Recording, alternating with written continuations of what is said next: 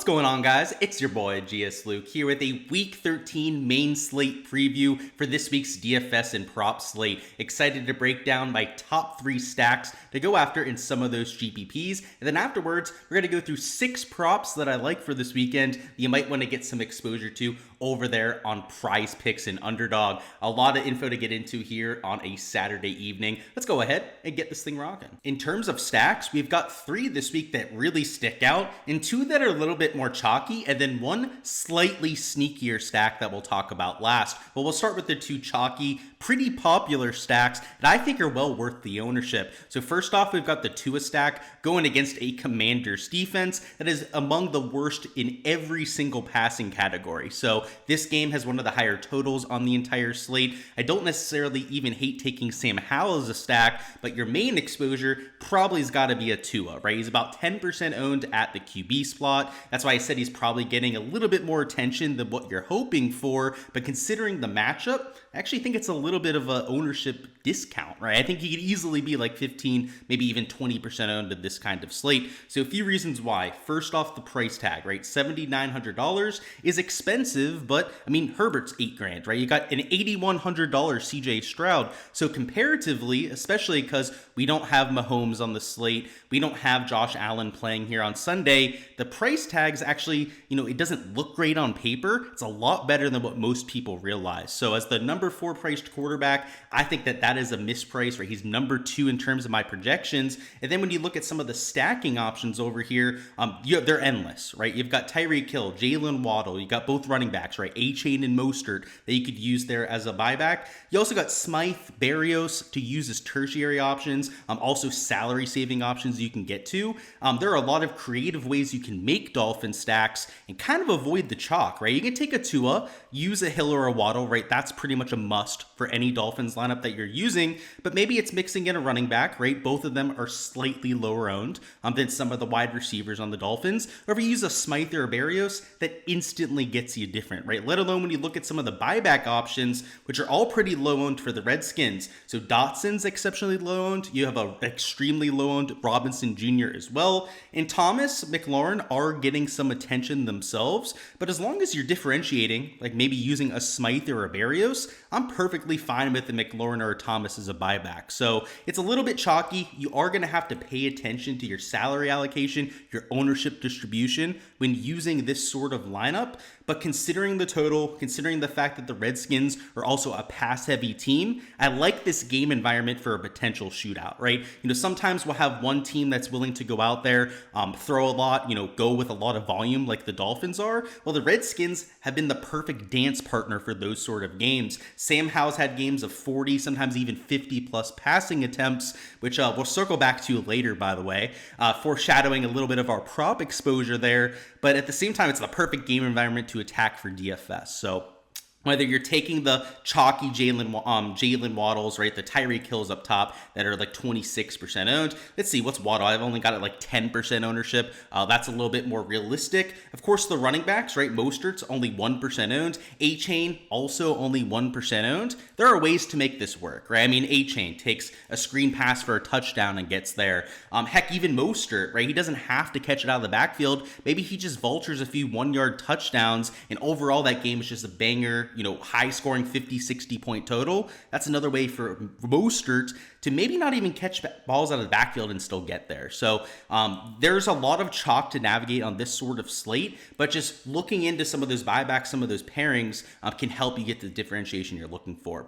Next up, we've got this Brock Purdy stack going against the Eagles, which is the other real high profile, high total game that we have on the slate. Last week we had the Eagles in a shootout against Josh Allen. That game was one of the better fantasy scoring games of the entire year. Frankly, all the Eagles games over the last month have been absolutely ridiculous in terms of fantasy production, and it's looking like the same kind of contest, right? We've got the 49ers as slight favorites. Of course, they're a little bit more rushing heavy when they're playing their best, but the Eagles have one of the better front sevens in all of football, so it's strength on strength there. I do think that the 49ers might be forced to throw it a little bit more than what they want, and I know he's getting some ownership, right? Just like Tua's at 11.5%, but we have ways to get different. So at $6,100, you're getting quite a bit of salary salary savings there. In terms of points per dollar, he's one of the better QBs on the entire slate. And let's look at some of the options to give you some differentiation. So at running back, that's not CMC, right? CMC is pretty chalky. Swift is only 3.6% owned, which,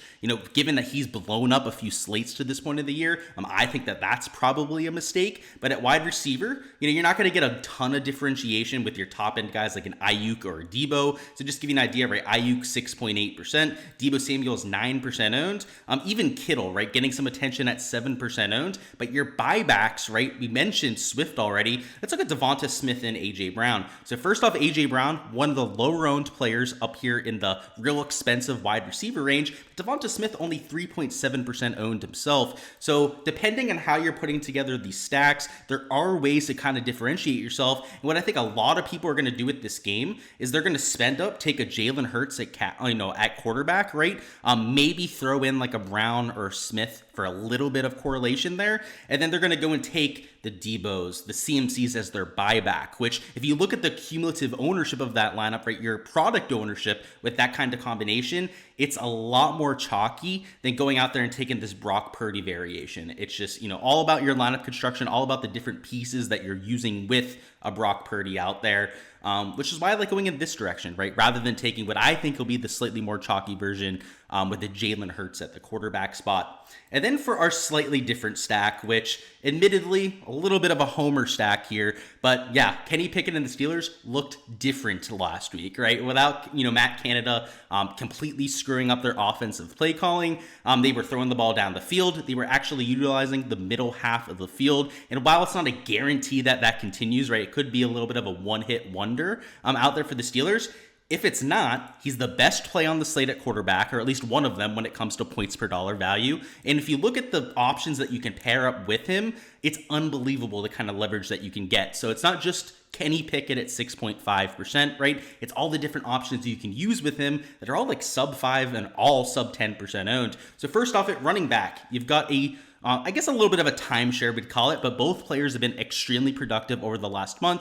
Jalen Warren, 13%, Najee Harris, 8.9%. What that tells me is that a lot of people are getting exposure to this game by just taking one or two of the, actually one of the two Steeler running backs there and trying to get some exposure, which I think is okay, right? The Steelers should win this game. They have a sizable, spread advantage against the Cardinals out there. But maybe it's Kenny Pickett throwing 3 touchdowns that gets there, right? And I don't think enough people are playing that sort of script. So if we take a look at some of the options for pairing, you've got, Pickens, you've got Deontay Johnson that are 10% owned apiece. You also have Freiermuth, who's down here at 4.4%. The reason why he's slightly lower owned than he probably should be is because of the price tag, right? He's up at $4,300. In terms of points per dollar value, is one of the worst plays up top. But if you're going to use Freiermuth, you want to do it in a spot where you're getting correlation, right? Where if Kenny's throwing him a touchdown, you're getting the 4 points for your quarterback and the 6 out there for your tight end.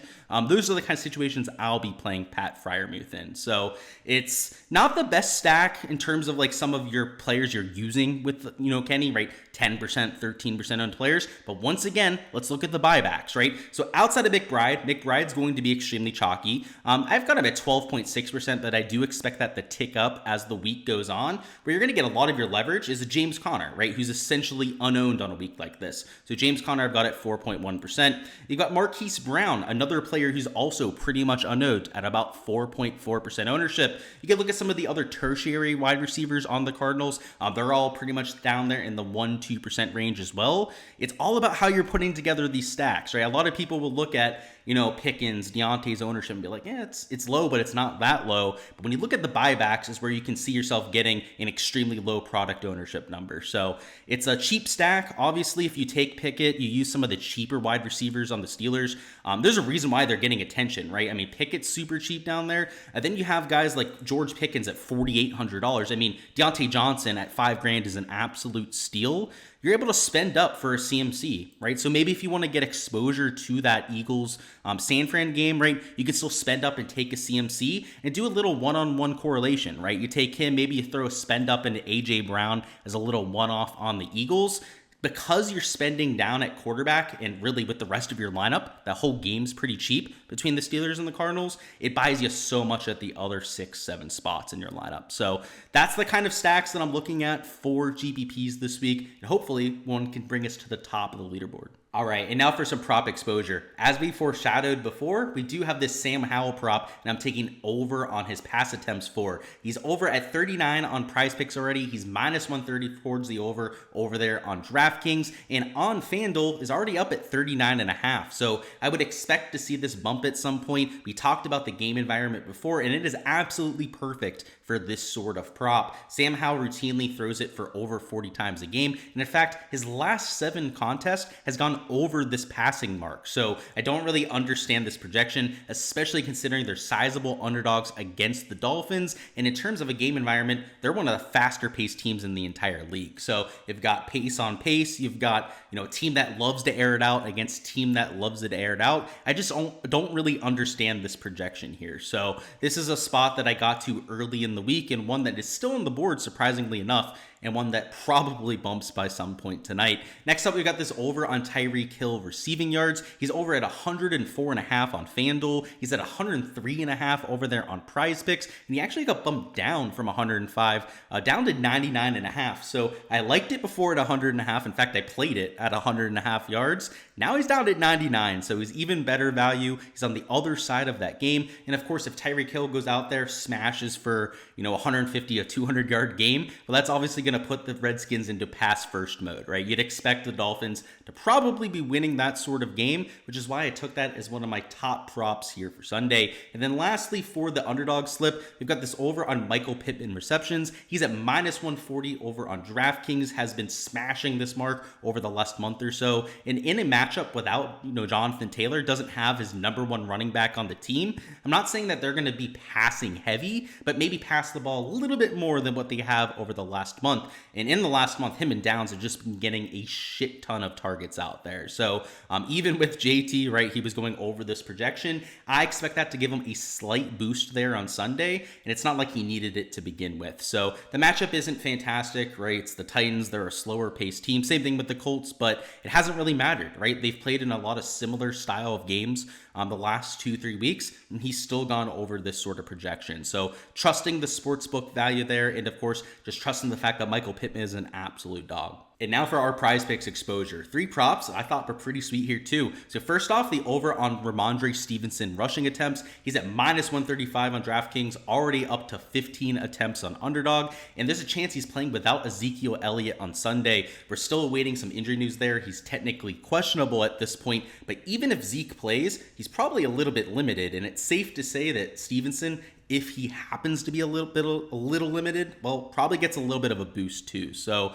Stevenson over 14.5 attempts makes plenty of sense. And when you consider the matchup against a Chargers front 7 that's average at best, makes plenty of sense for me. So that's one of the props I was taking on Prize Picks. Next up, we got the over on Adam Thielen receptions. He's in a matchup against Tampa Bay that isn't ideal, but it's also not a negative matchup, right? It's about average across the board. Thielen had a hugely disappointing week last week, unless you bet his under on receiving yards like I did. So I was pretty stoked to see him go out there and only have 2 targets on the entire game, but that's not going to happen again, right? That was a huge outlier, and I took his under 74 yards or 72, whatever it ended up being. I was not expecting him to only get 2 targets on the week, and now that he's in a must-win game, I mean, these Panthers are just getting creamed week in and week out. At a certain point, right, they're going to have to put up some kind of fight, right? The coaching, all the ownership out there, is the GM has been extremely frustrated with what's been going on the football field. And perhaps Adam Thielen, right, that veteran, that voice that's been there for quite some time, is just going to ask for the ball more. He's going to say, you know what? I've had it with all this BS going on. Throw me the ball more, right? So last week did not go well, right? Obviously didn't get very many targets out there. Something tells me that that's going to change, right? He's minus 130 over this on DraftKings. I believe it was like minus 125 over there on FanDuel. So not the best sportsbook value, but still just a prop that I think makes plenty of sense, especially now that we're getting a softer projection, now that he had the down week last week. And the last prop I'm taking here is an over on Puka Nacua receptions. He's going against the Browns defense, which is one of the toughest, if not the toughest matchup in the entire NFL. But now they're without Denzel Ward, right? That was going to be most likely the matchup for Nacua most of the game. Kupp probably going to hide away from him in the slot most of the time. While Nacua now doesn't have to worry about one of the best shutdown corners in the NFL. He's at 4.5. He was minus 135 towards the over last night. He has, I believe, gone down to minus 125 juice, but still a player that, based on matchup, I think makes plenty of sense. So I took the over there last night, would still do it at this point at 4.5 receptions. And honestly, Cooper Kupp looks a little bit injured, right? He's not been himself for the last month or so. Nasua really hasn't shined in that absence of production. So, something's got to give here, right? He's got a good matchup. I know they're going against a tough defense, but they're going to throw the ball solid 20, 30, maybe even 35 times in the game. You'd have to think that at least 5 to 7 of those catches are going to go to Nasua's. So I took those 3 over there. You only get a 5x payout as opposed to the 6x on Underdog. But yeah, these 3 props, solid props and things that I would pretty much mix in regardless of site, right? So whether it's on Underdog, Prize Picks, if these are available on the sites, I'm more than willing to get there. And of course, over there on Sportsbooks.